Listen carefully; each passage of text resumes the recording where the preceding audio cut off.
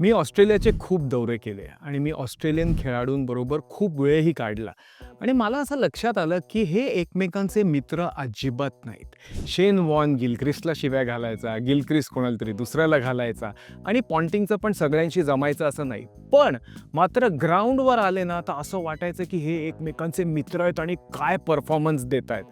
त्यामुळे मी एका ऑस्ट्रेलियन कोचला विचारलं आणि म्हटलं की असं कसं शक्य आहे की हे एकमेकांना शिव्या देतात आणि मात्र खेळताना एकदम एकत्र येतात. तर त्याचं म्हणणं फार इंटरेस्टिंग होतं. तो म्हणला की great teams are not built because people are friends with each other. It is built because people understand each other. फार मोठी गोष्ट आहे.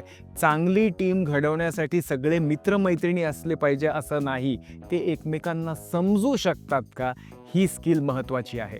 आणि त्यामुळे आपण जेव्हा टीम बांधतो तेव्हा ती क्वालिटी आपल्याला सगळ्यांमध्ये शोधली पाहिजे ॲज अ लीडर, की बाबा हा सगळ्यांची दोस्ती करत नसेल, कुठेतरी एकटा बसला असेल, पण जेव्हा टीमवर्क करतो तेव्हा तो दुसऱ्याला समजून घेतो का, ते महत्त्वाचं आहे.